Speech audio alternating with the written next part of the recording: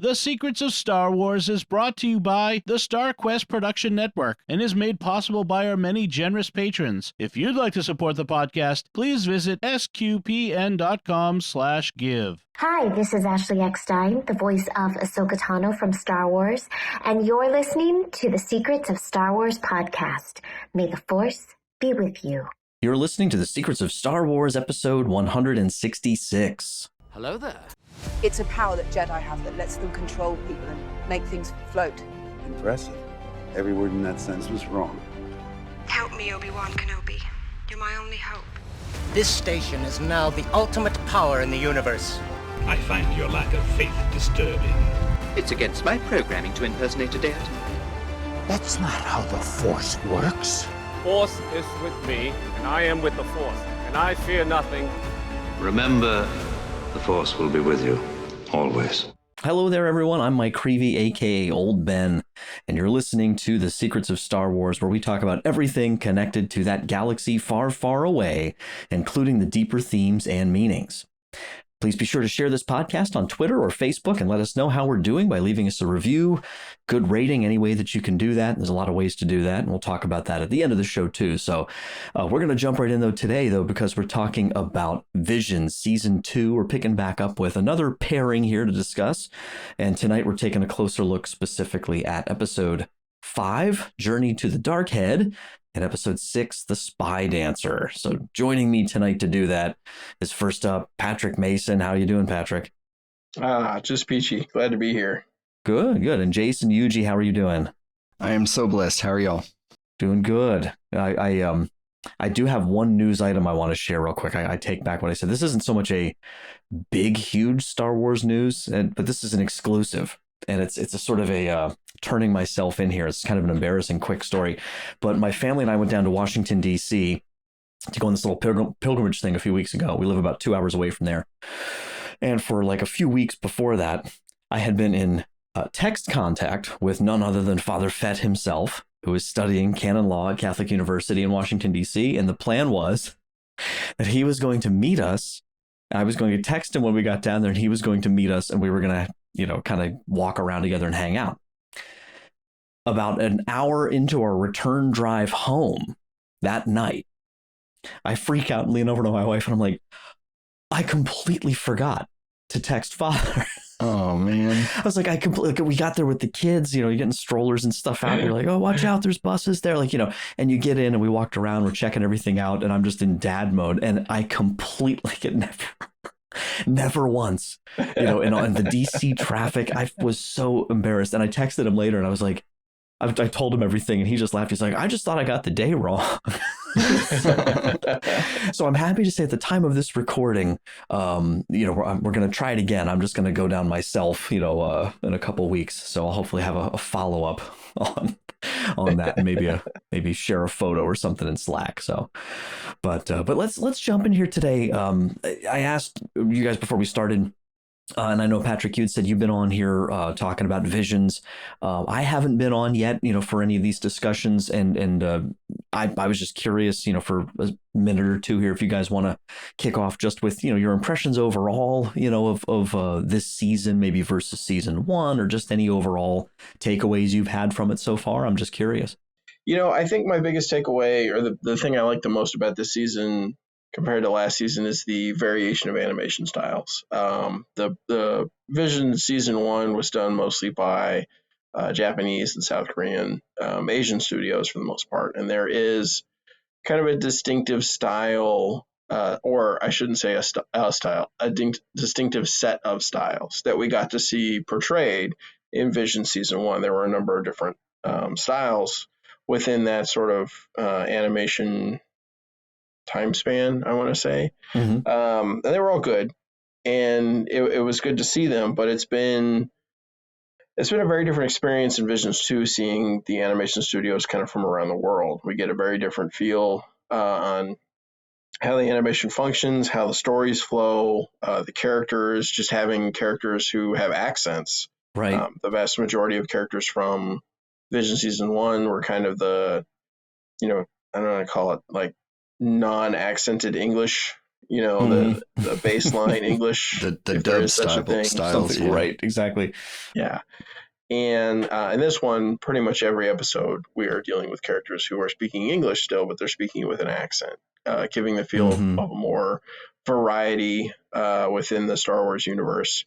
And I've really enjoyed that. I really loved the sort of much wider breadth of animation styles. And then the story sets are different as well. From my experience, there's a lot more personalness, if I could make up a word, to the stories. I'm good with it.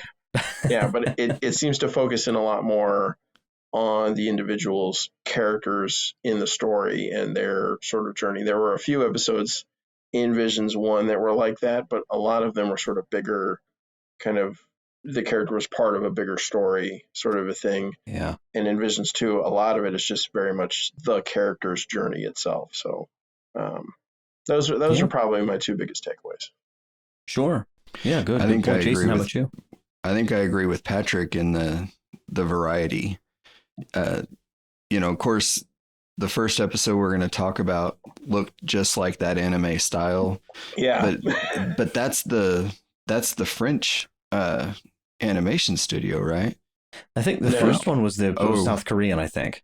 Oh, okay. Yeah. But yeah, it's that anime style that we got a lot of in season 1, but it all the variation with the guys from Wallace and Gromit and that was cool. Going back to that for just a second, we watched that show so many times when my twins were little. My son just chicken run, chicken run, chicken run.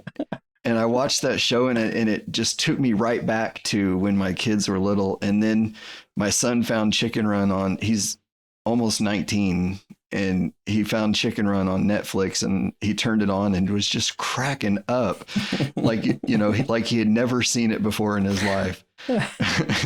So sorry, little flashback to last episode.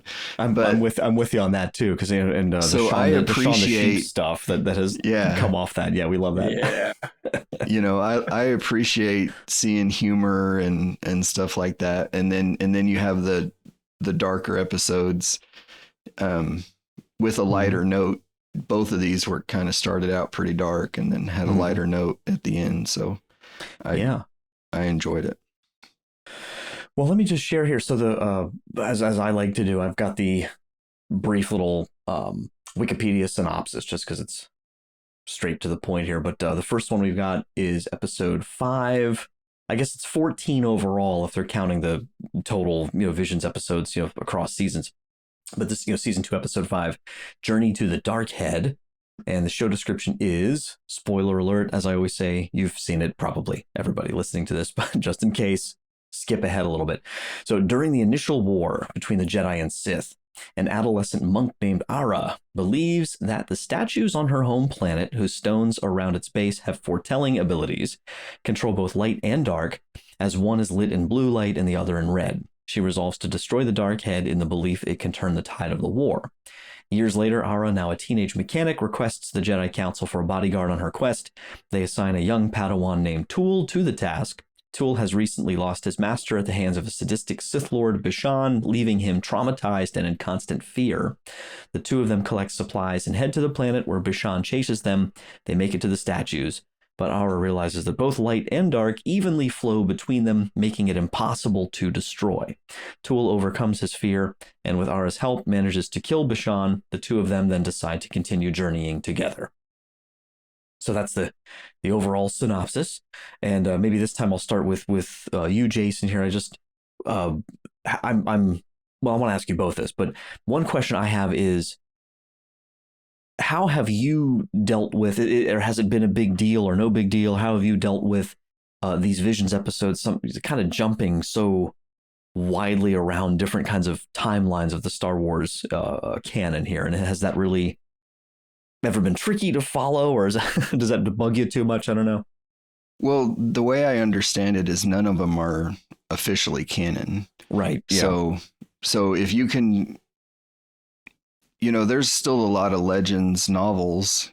That's what we'd call them today, right? The Legends novels that, we can go back and read like Darth Plagueis and the original Thrawn trilogy that was written back in the early 90s. I can put those on audiobook and be just as content and listen to those, even though we know that Disney Lucasfilm doesn't consider those part of the timeline. So I looked at Wikipedia earlier on this last one. It said that the timeline was 1032 BBY, so 1,000 years. That's what they call that Old Republic, I think. So that's Old Republic timeline, but I still know it's not canon, so I can just enjoy it for a Star Wars story, for whatever it is. Has that been about the same for you, Patrick, as far as just getting you situated in the story? Like, just because, I think the reason I'm asking is because I don't know that I've had a hard time following it, because I don't think it really matters so much, but sometimes I feel like the context of like, where am I with this cosmic battle between light and dark sometimes helps. Right. Yeah, what bugs me is not so much that we are jumping around or that we're not canon or whatever that means. It's trying to figure out where the heck in the timeline am I right now, like, and trying to put that in context. And usually what I have to eventually do is go, okay, it doesn't matter. Yeah. And for some of them, it's rapidly obvious. We're in the Empire timeline. Right. That's a pretty short timeline when you really think about the scale of the Star Wars universe, the way it's been expanded. So those are easy. We can pinhole those, but the rest of them, especially when they talk about wars between the Jedi and the Sith, you're kind of like, when are we exactly here? And then, but going back to most of these stories being about individual people and their journeys, it doesn't matter so much. I have found I start to not care as much. There's always a nerd inside of me that wants to place this, like, have my giant wall map with all the timelines and little lines that run through it, and this was when this Empire like a red was, string. That's right, exactly. And I want to be able to place those things, but I find that the important part really is not that, and it's not the historicity of it. It's the what's happening to the characters and their journeys as they go. Yeah, and I felt like this, again, like you guys are saying, the diversity here of it, it is so different than season 1, but the fact that it is season 2, I think it really started to sink in. I didn't watch them all right away. I tried to space them out a little bit, but it started to sink in that, okay, well, now this is now a familiar-ish, right, kind of space now within Star Wars. As season 1, I didn't know what to expect at all. It was totally different kind of than anything we'd ever seen. And even though each one of these is a standalone thing, I think I'm finding a familiarity growing with it just from that, that it is a season 2. I kind of know what this is about. I know they're short. I know they don't necessarily, fit in that timeline. So they do seem to play, I think, according to enough of the typical Star Wars categories, that I kind of know how to deal with it. But of course, in a minute, we'll get on this one too. Probably the thing that I was wondering about the most, or sort of trying to process the most and reflect on, that might be, I don't know, a little bit different, as far as that light versus dark thing, of course, because that comes up. But so what do you guys think, though, about this monastery that Ara's in at the beginning? Maybe I'll jump back to you, Patrick, to start this one off. How do you think, did you have any sort of thoughts on watching this? Like, did it seem Jedi-esque at first, or did you kind of, take a different take on that? Because it definitely seems to be, as they go through the scene, seems to be that there's a different kind of thing these guys are about. But I was just curious what your take on this kind of prophecy school or whatever it is. They're like a monastery, like Benedict and those guys keeping the records. I don't know. Right. Yeah. The instructor like flat out says, don't confuse this for a Jedi temple. Right. So it's obviously some kind of temple, because it gets referred to that way, and it also gets referred to in the credits as a sort of a monastery, and her as a monk. But the reality is it strikes me as like yet another version of what people could coalesce around the Force. If you have this sort of mystical tradition that comes up around the Force. You know, it always goes back to like the witches of Endor, or you know,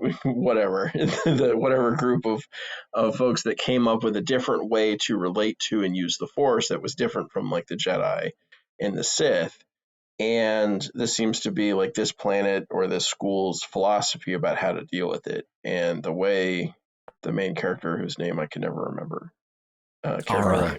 the way Ara puts it is, you know, I'm from a temple that was way in the outer rim. Like, it's not even just the outer rim, it's way in the outer rim. So it's way out there. And the conceptualization I have about the school, it just strikes me very much as like, it's one of those parts of the galaxy that doesn't matter to the main storyline. And so like their philosophical interaction with the Force, how they deal with it, like, and then the conceptualization of like who built these statues or these, you know, it's hard to call them statues because they're as big as mountains, right? The heads are above the clouds, literally, and they're crystalline, some sort of Force interactive crystalline structure.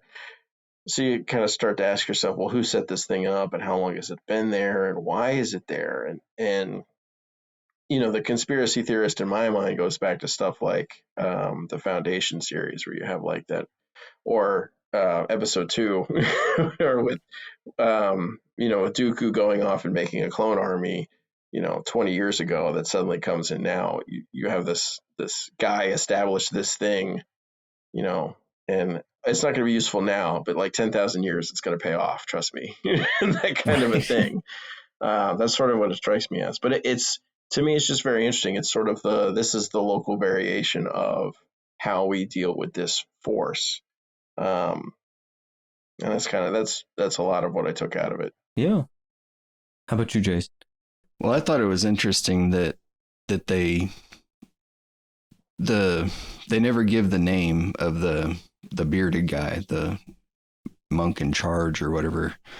But he tells her, you know, she wants to take this information to the Jedi, and he's like, no, you know, you're trying to misuse what we're doing here. All we do is, you know, write it down. And she's like, what's the point? Why are we doing this? This doesn't make any sense. You know, we can do something more. We can fight. And I kind of got the Obi-Wan Anakin vibes in episode 2, where, you know, Anakin's all gung-ho and trying to do all this stuff, and Obi-Wan's like, just calm down, man. You know, and you know, what if it would have went the other way and Obi-Wan was like, all right, do your thing? Would he have, you know, felt all repressed and ended up in the dark side? But, you know, that was never his destiny. So yeah. Well, and it was I just thought it was a cool setup. Like, the aesthetic looked really neat. And like the pebbles and the rain and just everything, like having it down at the base of these huge things. It reminded me of the, you know, this is as much as I love Tolkien, I'm not qualified to be on the Secrets of Middle Earth. So I can't remember the name of the huge statues. I think it's Isildur and another one of the kings, but those huge rock statues, right with the hands out. But like these looked even bigger than those, you know, going up. So that seems like that might have, I'm sure, been in somebody's mind when they were animating it. Well, when they were driving up that mountain, I almost forgot that they were headed to those statues, and they were driving. I'm like, why does that mountain look like a hand? Right. You know, and it was just huge, way bigger than their speeder, you know? Yeah. I was like, this doesn't make any sense. And I'm like, oh, she's going to the mountain. I forgot. Yeah, that's right. She's going up the side of this statue. Yeah. Well, she's going to the statue. That's right. And it's neat here because I feel like I missed, you know, in the description here, it says that it's years later that, you know, she's a teenage mechanic. I don't know how many years. I mean, by definition, that would have to be at least 2. She's definitely bigger. So, yeah. So I didn't really, for some reason, I think the costume change was enough to throw me off. So I knew some time had passed, but, you know, this has now been this I don't want to say obsession, but, you know, this dedication that she has, you know, to see this thing through. And then, of course, we meet Tool. And I thought that flashback was pretty cool. Was there anything about that you guys wanted to talk about in particular that struck you? I do have one criticism of our Sith Lord Bishan here, though, from a practical standpoint, which is, what's that? What is that on your face? Like, I mean, it was That's cool. exactly what my son said. He's like, can he see? Is he able to see through that? And I'm like, it doesn't matter, buddy. It's like, why just grab the thing and, whatever. But, and then he had that like scorpion tail thing or whatever that was. It was kind of cool. So he was, I feel like it's got to be tricky when you're animating these guys or because anyone can write fan fiction. I mean, we can all take a crack at it, and I just as much as I love to pick apart sometimes Star Wars, but I do try to put it back together respectfully as well. But to be fair, I could probably come up with some cool ideas to me about like a Sith Lord, but I think it's probably harder than it looks to come up with someone that's compelling and not just like repeating what you've seen before. So this one felt a little different to me. Something over the face seems to be a tradition. Yeah, and we saw that not just with the Sith Lord, but also with the monks, the Sith monks, whatever you want to call them, that they encounter on that asteroid planet. She's buying all the bombs, and like he sits back, and you see the guys moving in the background with the red incense going off, and you see their faces are completely covered. Like there is nothing showing, right? And that is a very anti version of what like a Christian monk is always going to have their face showing, right? Because that's the primary point of interaction. Like I'm supposed to be spreading the word of Christ here. Like I can't do that if I didn't. And I thought that was just very interesting. Like there is, I think in the storytelling pattern of making the enemy faceless, because then it's easier to kill them off or to hurt them or to do whatever. But it almost seems like or whoever's been in charge, that it's written into the lore that like Sith always go towards facelessness. There is just always this movement towards a mask or some sort of thing that doesn't move, not just amongst the leadership or the actual Sith Lords, but amongst everybody involved.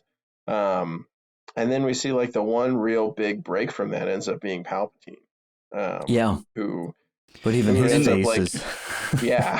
It makes me wonder if it's for them to hide their emotions, because, they, as a Sith, you're supposed to basically instill fear. I mean, that seems to be their mission, right? They get what they want by power and overbearing everybody else. So if they were to show any of that light side emotion, it would ruin it. And Palpatine just had none of that. Well, and I think his face, it's like his real face is the mask in so many ways, because he's so deceptive. And I love, like, one of my favorite lines of his was at the beginning of episode 2, after the attempt on Padme's life. And he's talking to her, and he's just such a snake. And he's just like, the thought of losing you is unbearable. I'm like, like you're so just lying. Feel the sliminess coming up. Yeah. It's just, but even with someone like, that's the whole interesting dynamic with Ben Solo and the whole Kylo Ren thing. And like, mask, no mask. But now, of course, to be fair, we know that a lot of that was writing changes that were absolutely not planned, and that they tried very hard to pretend were planned and part of a compelling narrative. But I think they made it work for their purposes. But like Snoke, there you go, Angela. If you're listening, I brought Snoke up. It's every time I do. Yeah, exactly. Speaking of Snoke, but even it's neat because the way that they worked that out, like you could say almost like his entire character was basically a mask, for what Palpatine was up to. So yeah, I think you're right. There's this, it's part and parcel, I guess, with deception, right? Mm-hmm. For the meditation scene / flashback, I thought it was really cool how they showed the interaction between like his meditation and the effect it had, like the flashback had on because I assume what he's doing is he's put himself into that space, into the meditative space, and now his body is reacting to that by affecting the surrounding area. Like, and that floor was pretty cool. The light floor that he was sitting on. I'm like, It would be neat for about 20 minutes, and then like you just get tired of light coming out your eyes from the ground. But the whole thing, their like, tables are always like that, but then to have the whole floor, right. That'd be a little rough. Diffuse and light. then it establishes the whole eye thing that he has running through this where you see it in the flashback where his eyes, when he gets to the point where he's just screaming, "I'm going to kill you" at the Sith Lord, and you get that kind of triangle or diamond pattern of orange red in his eyes, and then you see that flash when whoever his mentor is at that point snaps him out of the trance, and you see it flash in his eyes at that point too. We get to see that play on. So it was a lot. It was I think it was neat because it showed like the foreshadowing of sort of where he is. It showed where he is on his path. It set up what his character struggles are, and it showed also kind of like the effect he can have on his environment, like his, to put it in Dragon Ball Z terms, his power level, right? But that he really does, and the emotional, his emotional nature, because the conversation between his mentor, he has a lot of anger still in him, and the other Jedi there, no, it's not anger, it's fear, and the struggle that he then has with that through the rest of as short as it is, but through the rest of the episode. Yep.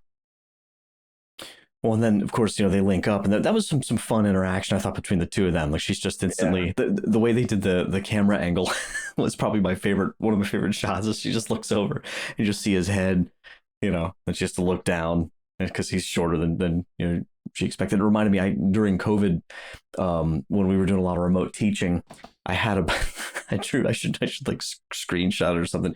I drew this like a little grid, or this little like a supposed zoom window up on my board in my classroom as like a zoom don'ts kind of advice for people, and it was I just drew this picture where at the top of this little cell you can basically see like a ceiling fan, and then like a sports poster and something else, and on the very, very bottom there's just a tuft of hair in the middle, and it just says student with an arrow to it, and I'm like, it's like, guys, I know you're not paying attention to what we're doing, or it's like, it might even be a wig, I don't know, like, put your face in the frame it correctly.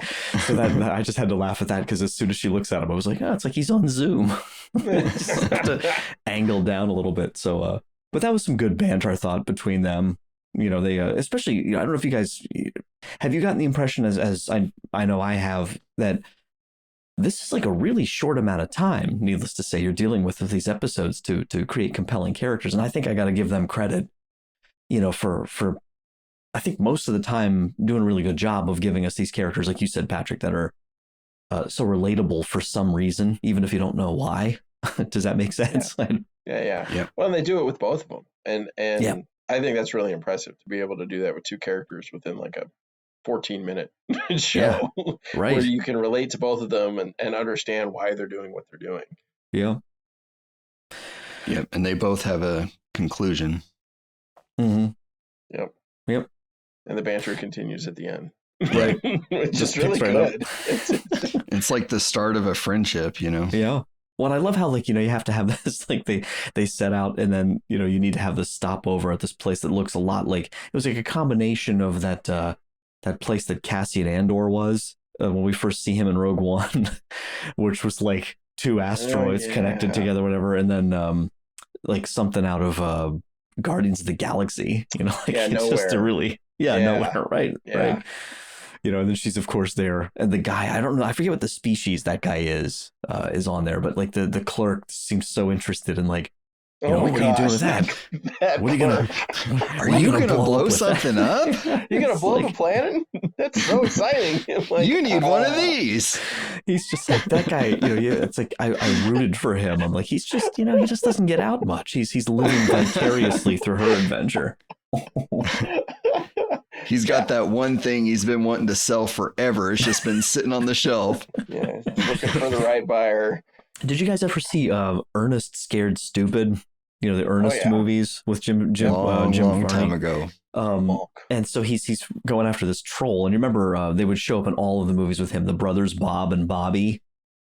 And so in that one, they have a general store, and he goes in, he needs to get like troll hunting equipment, and they just take him for everything.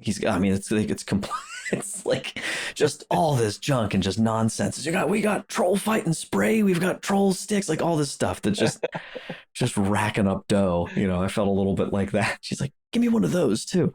But her stuff actually works, and it's pretty cool. So they get to the planet they're going to, back to the statues, and like you said earlier, Jason, like going up that huge trail after their ship of course gets attacked by Bishan's ship, and then we get this fight. And this is probably a question mark for me, because I don't really know if I fully understand the moral, the takeaway of it, in terms of the greater Star Wars context. So I thought I'd just open this final scene up kind of widely. Just do you guys anything in particular you want to talk about with it? And then, we can get to the question about this blue and red starting to mix, and purple, and it's all, it starts off as this, like, here's the light side, here's the dark side, and then I don't know if I really fully have quite grasped yet where we're going here with this interaction here between the two. I want to see what you guys thought. I think Disney, since Disney has taken over, they did Rebels, they have the Bendu, right? Mm-hmm. The one in the middle.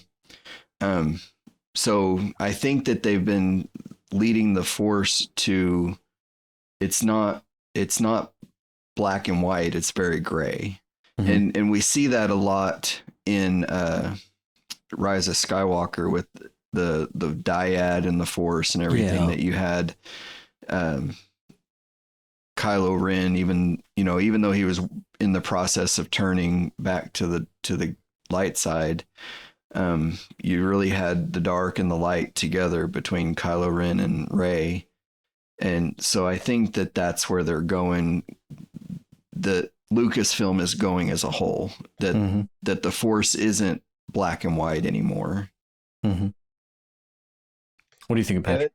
This was something we talked a lot about in episode 1, Visions, because that has a very similar conclusion, with that character kind of coming to terms with the darkness that she is still dealing with after. Oh, right. Yeah, to go back and check. Sith. Right. The artist. Yeah. And, at the end of the day, her resolution is to kind of own the dark portion and to move forward in some kind of balanced state. And that's kind of very similar, I think, moral-wise, what we have going on here is sort of it's kind of an exploration of, like, what does a balanced state look like in the Force? Because you have a lot of talk from sort of, I guess Yoda. I'm trying to think if there's been another Jedi. We've heard a lot about the whole of balance within the Force and what that means and how that plays out. And you have the establishment kind of like of the Force, and there being like a light side of the Force and a dark side of the Force. But then what that actually means practically, the more you explore that conceptually, and then you have these, effectively quasi or simply religious orders, the Jedi and the Sith, and how they interplay with the dark and the light side. And there's a lot of incongruities in a lot of, if you really dive deep into like the theology I don't really know if there's a better word really for it, but on the light side and the dark side, you hit a lot of issues. And in a lot of ways, it strikes me as somebody trying to kind of puzzle fit, the best or some of the better parts of like Buddhism and the parts that they liked about Christianity, and just sort of try and puzzle fit. And then what you get is not a real good puzzle fit, because the pieces don't fit. Because the whole, if you start unraveling any part of that ball of wax, the whole thing kind of falls apart in either system of belief. And so, sorry, go ahead. Yeah, no, because I agree totally. And because what's always come to mind with me is I love Star Wars, I always will, but like, it's not, make no mistake about it, I have plenty of issues with when it comes to the real world and my Catholic faith, with some of the perspective of light versus dark, and like, because it's very dualistic, which is not what we believe. I mean, the devil is not God's nemesis. He's a creature. Like there's no there's no comparison between the light and the dark. I had a priest years ago. I loved it. I was going through a rough time, and he described it was a reinforcement of the power of God, and to not let me get disheartened about or give the devil too much credit. And he just said, he's like, when you flip a light switch on, light and dark don't battle it out in this immortal he's like, no, it's just gone. Like the light, the light banishes the dark. And what's neat to me is like Lucas himself, who I can't remember. I think he had I want to say like a Methodist, more or less, kind of upbringing. Like he had a, kind of mainstream Christian exposure as a child, and has read widely and everything. But I don't know that, he's ever claimed to be particularly pious or anything like that, or a real believer. But he had a short, you've probably seen it on YouTube, years ago. Someone asked him about, this, and he has a short, like, I don't know, 1 or 2 minute breakdown of what his whole concept of the dark side was and the light side. And it's so clear and simple. And it's you're going out in the world and you're tempted to the dark side that wants to, cast shadows over the path that you're supposed to walk and to make you less than what you're meant to be. And it's a very Christian sounding notion of the dark being this negation of the good, and this emptiness, and it's not real power, and all of that I would very much agree with. So yeah, I don't know. When I see stuff like this, I always get a little like squirmy, like, yeah. Well, it's the purple. Like, yeah. Well, that's it. It's like Manichaean kind of. There's this very like right. The dualist. You have the dual, and that's exactly what you have going on with the two giant statues looking at each other that are connected by this, halo. Yeah. Effectively, that also, like the halo is supposed to be the light shining in from the divine realm behind the saint or whatever. That's just supposed to showcase, this guy's special whenever you see it in a drawing or anything. And what we have here is this giant halo connecting these two statues' heads, the dark head and the light head. And then through that is the rain that comes down that hits the stones that gives you the prophecies about the future. So this is supposed to be sort of portents of the future coming through this this halo that's set up. And like, it's interesting. Another thing I like about the Vision series is they get to kind of delve into this sort of stuff, and it's not canon, right? Right. Like they get to sort of explore these. Okay, well, if we take this one saying of this Jedi or this one saying of this Sith, and we really run down this rabbit hole, where do we get to? And is it really consistent with the rest of the mythology or the theology of the systems? Yeah. And I think this was kind of a fun one. Yeah, anybody wonder if they're just using some of these episodes looking for more stories? And they're all of it. The writers are gonna be like, "That's the one. We're gonna expand on that." I wouldn't blame. I mean, it's a neat way to. I don't want to say it's like throwing spaghetti against the wall, or cast it that way. But from the standpoint of trying things out, I feel like it is a good venue, to try certain things out. Because for sheer entertainment, I'd love the Wallace and Gromit guys to come back and do some more of that. Just for pure entertainment. So great. Oh, I would love to see Shaun the Sheep end up in there somehow. Somehow there. I don't know if you guys a Timmy and Grogu mashup. Yes. Yes, on the last podcast. But there are a ridiculous number of Easter eggs in the Wallace and Gromit. It is like all Easter eggs. You just stare at the background and you're like, oh my goodness. I have to go back and look more closely. I only saw that one once. Oh my gosh. I'll totally go back. Well, I want to make sure we do, kind of give a half and half-ish treatment here. So is there anything else, in particular you guys want to cover, about this episode that jumped out at you? I mean, we've hit on quite a few things, I think, here already, but I want to jump to the other next. They both had a conclusion, that Tool realized that he was sent there for a reason, that it was going to keep bothering him if he didn't, confront him. And Ara realized that there was no reason to blow it up because it's all going to just keep going. And all she can do is do her part and fight her battles. It's not that the old prayer, right, about the wisdom to, or the courage to accept the things you cannot change. Wisdom to know the difference. So yeah. I absolutely loved the artwork in this one. Everything was at a grandiose scale. Everything. Every shot is shot in such a way to make whatever you're looking at as grandiose as it possibly can be. And it really fits. It's not done in a cheesy way or a way to kind of give it pomp and circumstance or anything, but it really works with the storyline. Yeah. And I really I loved all the artwork from this. And I love the fights. The fight was amazing. It was really cool. On top of the statue, and then when they're inside of that ring and fighting each other, and the speeder out of the back of the dying spaceship, knocking the other spaceship out of the way. I was like, this is a solid fight. This is a good fight scene right here. It was one where I felt that I agree totally. If this were a series, like Clone Wars or something, I mean, this specific studio, just doing a series, episode after episode, I feel like that would hold up really well, just the look of it. I was left with one question I just remembered was, why were there no more monks in that, where the rocks were? Yeah.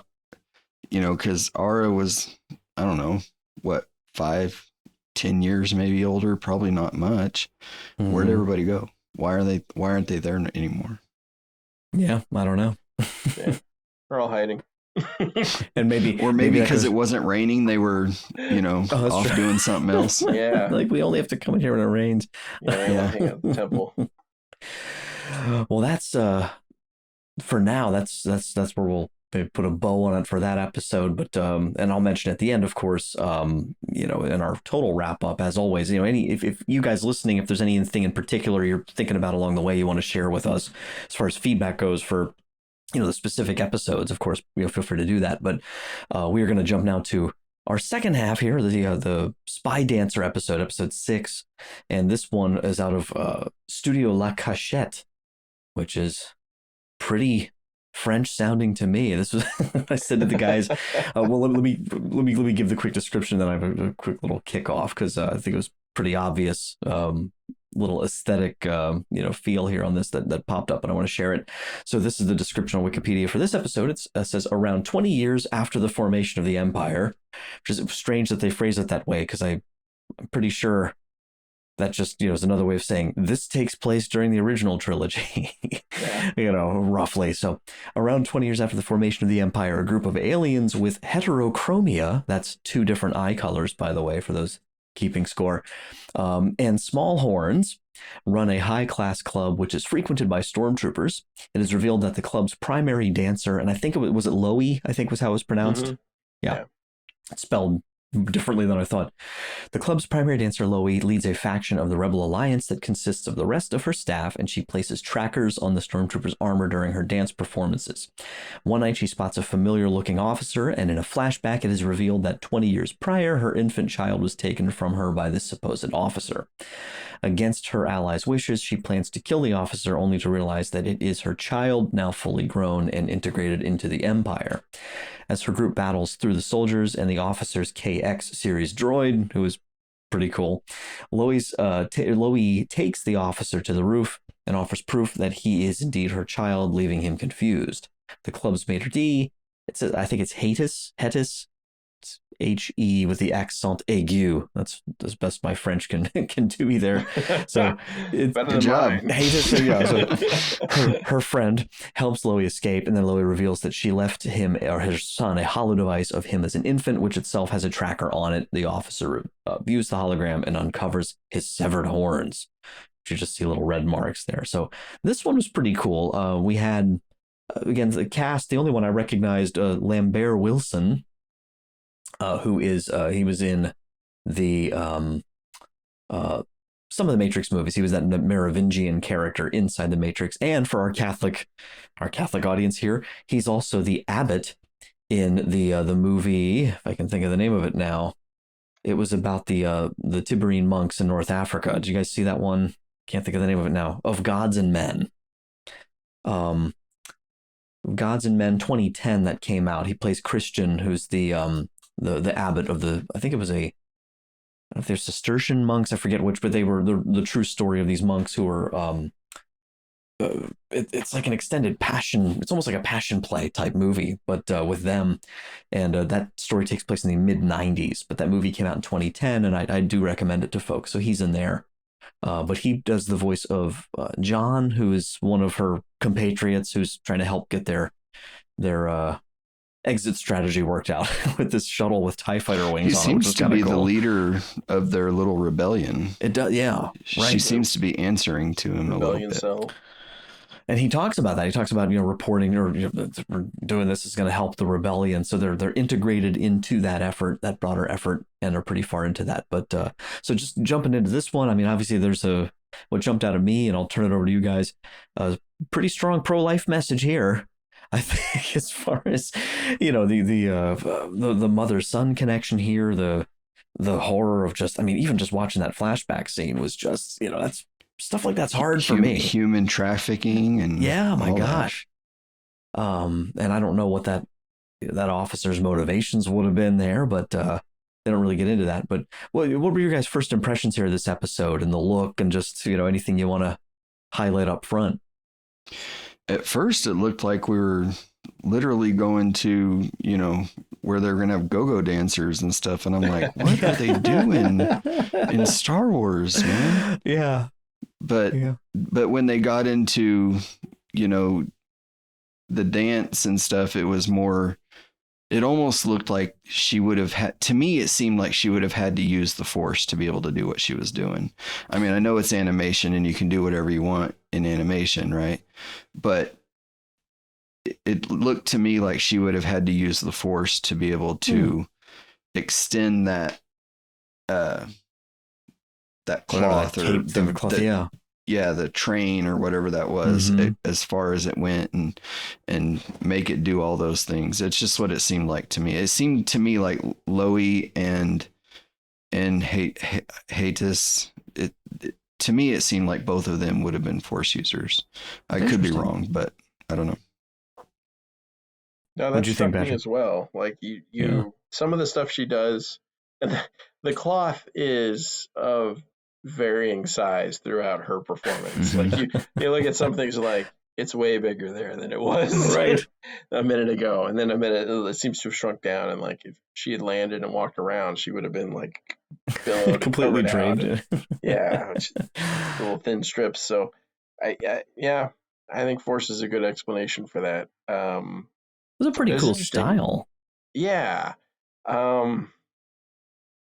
I'm trying to come up with a word that doesn't sound bad, like, because I want to say like muddied or sort of sketchish, but that's not quite the word. Right? Yeah, I know. Muddied makes it sounds bad, but it's really good. It has this really sort of alive feel to it, or a living feel to it, and it makes the characters, I don't know, real. I don't know how to put that. But it makes them feel very real. It was almost like there was like a grittiness. Yeah, I can't think of a good word either, but it was very different. It was very different than everything else we've seen, on there for sure. And the thing I mentioned to you guys at the outset, I mean, it's very obvious, at least I think, that there's a like occupied France during World War II kind of vibe to this, right? These guys, like you could so easily, maybe it's because I had just seen Indiana Jones and the Dial of Destiny, so no spoilers. Nope, but a lot of it's no spoiler, but what you've seen in the trailers and stuff about the de-aging and all that. So like a portion of it, with seeing Nazis, and everything, and I was just thinking like, wow, I could imagine Nazi officers or German soldiers, right, and they're in this place, and she's doing this incredibly elaborate dance and putting trackers of some kind on them, or steal, I don't know, planting something on them, stealing something from them, getting intel. It kind of had that feel, and I didn't look here, it doesn't say on here, I'd have to go back and look at the credits. I don't know who's doing the music for this one, but there was that caught my attention. There's something about the music in this that I thought was particularly unique, and really fit for some reason. It was that frog guy with the pipe. He was doing. Oh, totally. Yeah. It was that guy. What, I should have looked closer. Was that the same species as the frog woman in Mandalorian? I should go back and check, because that might be kind of a cool connection. Yeah, that's the Halloween costume idea for this year. Yeah. Maybe Jimmy, if Jimmy's listening to this with all those pipes, he's got a collection. At least if he doesn't want to dress up like a frogman, at least maybe he can lend a pipe to someone who would be willing to take on that incredibly niche Halloween costume. Oh my goodness! Did you notice we had the first overweight stormtrooper that I ever saw? That was a big fella. When he pulled his helmet off, he looked more. His head and neck, they made him look more buff. Mm-hmm. But standing outside on the street before they went in, he's pretty rotund. Yeah, it wasn't a flattering suit of armor per se. Yeah, so it was neat here, because I wasn't sure at first. Like, I was wondering, I was asking all these questions, trying to line people up, and I was wondering if Hadis, it was like, is she Loi's daughter? Is this her friend? Like, what I was trying to get that, but I don't think they didn't really approach that. Just a co-worker, someone else in the cause. But I did get the impression that maybe there has been, in the absence, this tragedy that Loi's dealing with, like maybe she has, well, I think pretty clearly, has been able to exercise some degree of this motherly role, to her, which was kind of cool. Yeah, when she's telling her, you're not ready. Yeah. Just, hold on. Right. Yeah. Yeah. Well, and there's that right before they begin the performance, they're all standing right before they go through the hole in the floor, mm-hmm. and they're saying, it's something like for the ones we've lost.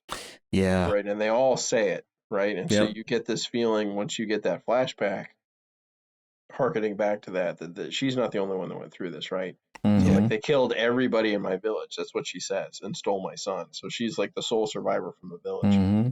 It's entirely possible that it's true of everyone else in that group. Right. And so when you're in that situation, it's very likely you're going to be fulfilling those roles for each other. Mm-hmm. Mother. They became the family. Exactly. Like, that was the built-in family. Yeah. And that's something we see. That's really good recurring. You see that in Star Wars and Rebels. You see that in Andor. They did that with him and the guys in prison. Like that. That's a recurring theme. I think that they do well. Yeah, I mean that's exactly what Luke goes through, right? Like, rapidly. Right. Like twice, basically, in he just happens succession. But he has this weird thing of finding his actual sister, and his father's trying to kill him. So there's and he gets over his aunt and uncle's death real fast. Very quickly. Yeah. Well, because then he rapidly has to deal with Ben's death. Yep. or Obi-Wan Kenobi's death. And he acts like he knew him for a million years. That's right. He was a great man. I always love that thing in that I can't ever recommend. I always feel guilty bringing it up because it's definitely not for children. But the Family Guy Star Wars had their moments, and I always laugh with the scene when the orchestra's playing, and then Chris as Luke freaks out because all of a sudden John Williams and the orchestra get killed by the stormtroopers too, and he's John Williams. And he's like, we're gonna have to do the rest of this movie with Danny Elfman. They fucking play Danny Elfman. Oh my gosh! But I digress. No, but this was I gotta say I really thought the two of the just sort of. I'm not incredibly significant, to the story, but two of the things I thought were kind of the coolest, just, features of this was her wrist thing, like the telescoping assassin blade that, comes out of her bracelet. I'm like, gracious, like that is, that's handy, I suppose, for someone to have. She's got good control of it when she stops short of killing the officer. Oh my gosh. Well, it's interesting. It's not part of her normal costume, right? Like she sees who she thinks is the old officer, and she scurries, gets everybody to go through the hole in the bottom to get him to go into the, well, you're now a part of the underground now, for real. Mhm. Like, head on out, go pick him up. She's calling her friend or whatever about picking them up, but she's got to take care of business, and that's when she straps on those things. And I really want to get a better close look at what she's got in that cabinet, because it doesn't look like just it looks like some pretty sweet weaponry in there at the end of the day. But she goes after him with those tube things. She's loaded for bear. She had a really cool cabinet that she pulls her the intercom out of. It looked like one of the protocol droids. Did you guys notice that? Yeah. Sitting on her vanity, her makeup vanity. Yeah. Well, good. It's interesting. She goes from, like, the conversation she has with, what is her name? Hey, the girl? Hadis or Hedis? Yeah. Hadis, yeah. The conversation she's having with Hadis, and then the one she has with the guy, the mechanic. I can't remember his name. John. It's all this sort of like, okay, we're doing what we're doing. This is just another day. Like, I want to move on. We want to get out of here. And then, like, the minute she sees who she thinks is this old general, she's like snapped into action. Like, and I'm like moving full force. Get everybody out. We're going now. I'm going to kill this guy. Things are going to go down. We're moving. I don't care what's going to happen, And it's interesting because, like, she's describing, like, a want to move on. And then she gets presented with this opportunity to, like, force it. Like, because that's exactly what she says. Like, this is going to set me free if I can do this. And what she's talking about is killing a man, right? Killing this guy is going to set me free. And that is the way I'm going to move on, which, if Batman has taught me anything, killing people does not result in being able to move on. So I thought that was interesting that was sort of this theme we watched this character move through. It's really, really rapid, but you understand it. Like, it's a move from I had this terrible thing happen to me. It's been 20 years. I've sort of made a life for myself, but I really haven't moved on, and I want to move on. And then suddenly an opportunity presents itself to get vengeance. Well, and she fundamentally is, when she thinks her son is completely gone and there's no chance, then it's easy to kind of have the killing of this guy be the be all end all, right? That's the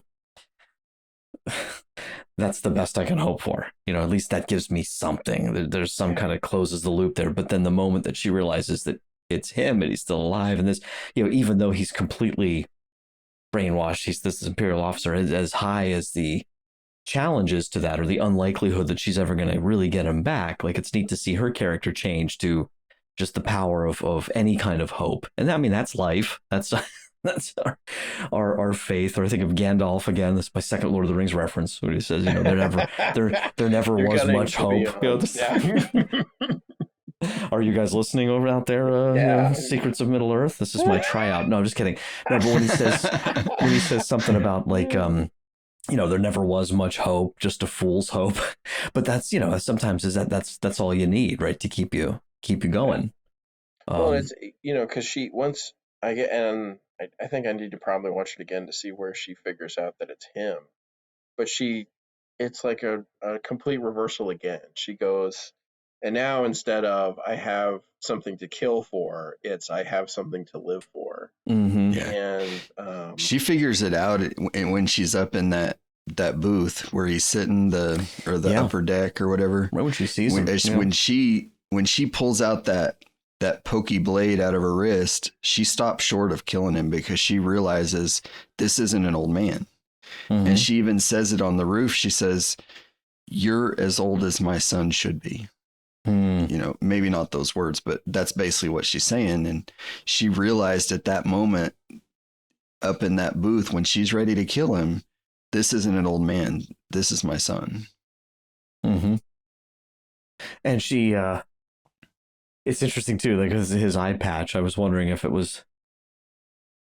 something actually happened to his eye, or if it was just a convenient thing, like he's covering it up because he has the two different eye colors, like she would. Maybe that's a good idea. That'd be my guess because he's shaved his horns down. Yeah. He's, I'm really human, right? I'm not some alien race because wasn't it? Because I think it somehow. Well, we know Palpatine, other than maybe Thrawn, Palpatine doesn't like non-humans. Right. Yeah, they're like ultra racist, especially in officer positions. Yeah, well, that's you guys. I the only other alternative would be it would be too silly. Do you ever? I think it was the second Mummy movie where like there's like this who has made this reference lately, but the blimp pilot that they link up with, and he's like, what happened to your eye? Because he's eye patch. He's like, oh, nothing. And he lifts it up and his eye's fine. He's like, I just think it makes me look more dashing. So it's a good, maybe a good move. But that was the only thing I thought that would. I don't really know.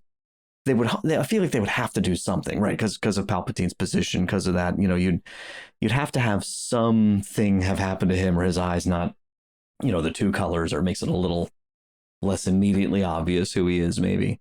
Yeah. Well, and it does a good job of kind of telegraphing what they're getting at between the two of them, because his mother realizes it pretty soon, right? Who he is, and he doesn't, right? And that is like he's unsighted, right? He's got half of his vision. He can only see half of the show, right? And that is sort of like when he is talking to her about who he is, the Empire brings order, and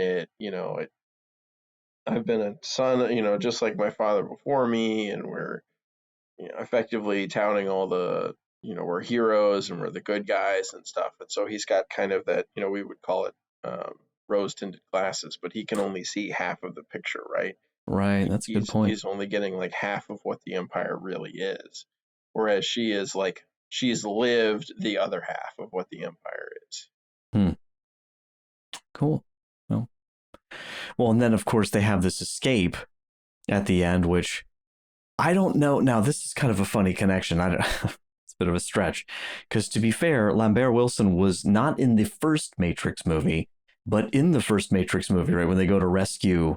I don't know if you guys thought of this right away, but immediately this is what came to mind when Loie jumps off, and she's reaching out there, and Hades like jumps out of the shuttle, and they slam together, and she catches her and pulls her in. It's exactly the same move they did to get Morpheus when they're in the helicopter. Yeah. I didn't catch it until you mentioned it, but yeah, he jumps out. And I just kind of laughed because I was like, now there's a bit of a stretch, a Matrix connection, but I mean that's not more of a stretch than just the KX droid totally being the Terminator, and it's just there's all these fun cultural vibes.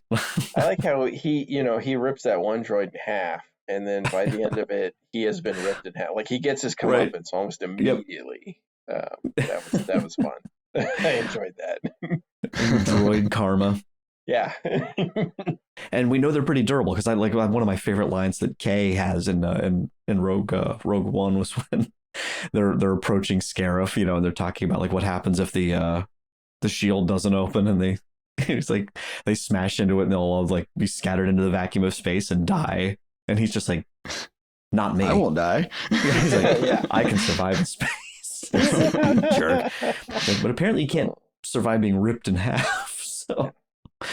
But well, actually, it does. It ends up grabbing Hades.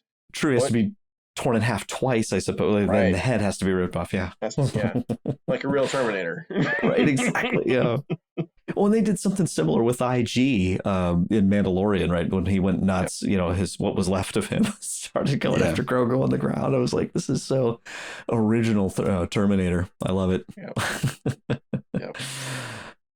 Well, is there anything else you guys wanted to cover or bring up from either one of these episodes? Maybe just to as we near the end of the show here today. I thought it was interesting that they put these two episodes back to back, because there was a couple elements that I saw, and I didn't catch how it was the Matrix, the Matrix scene where he reaches out to grab Morpheus. That was cool, but I noticed that there was something about in Return to the Dark Head or Journey to the Dark Head, they Tool is falling and off the mountain, and Ara goes down because she knows she has the parachute, and she goes down and she catches him, and they drift down to safety.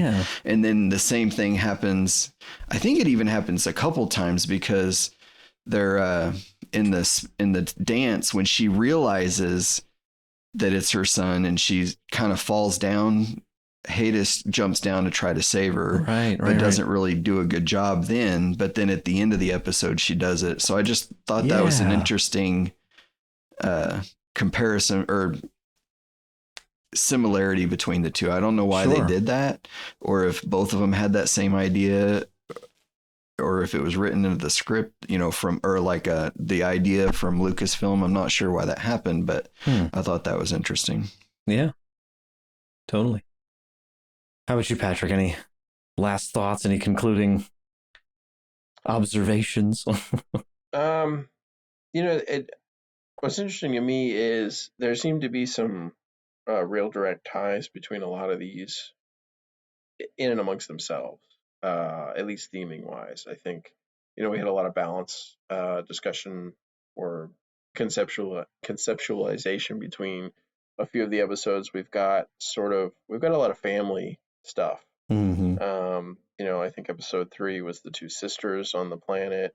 The next episode is going to be the brother and the sister who are fleeing the destruction of their hometown. This episode was the episode 6 is a mother and son. And the last episode is a father and daughter. And there's a mother, and number 4 is I am your mother. So there's just a lot of that family stuff going on. And it's interesting to me that I think maybe the last one not as much, but the rest of them have all been set in the Imperial time frame, and they're all very much of the opinion that the Empire destroys family. And it's been interesting to me to see the different ways in which they're portraying that, because it's sort of, we have the sort of, I don't know what you call it, kidnapping of the child, that occurs in this one. There's the two sisters being left in the wilderness. There's the brother and sister who are on the run, who end up having to split up. One's a Force user and one's not. And sort of like the dissolution of the family conceptually, like what the Empire really brings to the table. And then there's also, I think there's, like you said, the French Resistance, sort of a deep running theme of the Empire does its best to destroy the culture of where, and we saw this very bluntly in Andor. I want to say the third episode, especially with the, on the planet, and then kind of getting rid of these people's ancient sacred ritual because they wanted to build a landing field there. And sort of this is just the kind of thing the Empire does. It's just wipe out these cultures. And then we're sort of, Visions is an interesting way to explore that kind of what that looks like to people on the ground. Sure, absolutely. Well, and we have a couple more to go here in this season. So if you guys are good, I'm just gonna start to wrap it up here and preview what's coming up too. So that's it from us for this week. Listeners, what did you think of these 2 episodes of Visions? Please let us know. As I said earlier, just email us over at starwars@sqpn.com, or you can visit the StarQuest Discord community as well at sqpn.com/discord. You can find StarQuest on Facebook at facebook.com/StarQuestMedia, and on Twitter at SQPN. And previous episodes of this show, if you need to go back and follow up on anything, check out some of the greatest hits. That's over at sqpn.com/Star Wars. We'd also like to take a moment to thank our Secrets of Star Wars patrons, as always, including a special shout out this week to Sherry V, Caroline or Carolyn G. I apologize because I know that sometimes that can be contentious if it's Caroline or Carolyn. So we thank you, Caroline or Carolyn G, Father Jacob M, Barbara J, and Rock K. That's cool. I hadn't seen that name before. So their generous donations at sqpn.com/give make it possible for us to continue the Secrets of Star Wars and all the shows at StarQuest. You can join them by visiting sqpn.com/give. Please tell all your friends, all of them, to follow the Secrets of Star Wars on Apple Podcasts, Google Podcasts, Spotify, and really any of your favorite podcast apps. I like to use Pocket Casts personally. That's a good one. Anywhere you can follow the show and listen. Please leave us a good rating and review wherever you can. And on YouTube also, if you want to subscribe to the channel on YouTube, that'd be great. Click that bell to get notifications, and we'd appreciate a nice review on there as well. So last but not least, don't forget to visit sqpn.com/merch. You can get all kinds of cool stuff over there. Help support SQPN's mission. All right, we'll be back in 2 weeks to unpack Visions Season 2, Episodes 7, The Bandits of Golak, and Episode 8, The Pit. So please mark your calendars because you're not going to want to miss that. So until next time, Patrick Mason, thank you so much for joining me to share the secrets of Star Wars. It's been a pleasure. Thanks for having me on. Hey, absolutely. And Jason Eugea, thanks so much to you as well. I enjoyed it, guys. Thank you. Hey, God bless. And once again, I'm Mike Creavey. Thank you for listening to Secrets of Star Wars on StarQuest. Here's another podcast on the StarQuest network you're sure to enjoy. The Secrets of Movies and TV Shows. Find it wherever fine podcasts are found or at sqpn.com/secrets.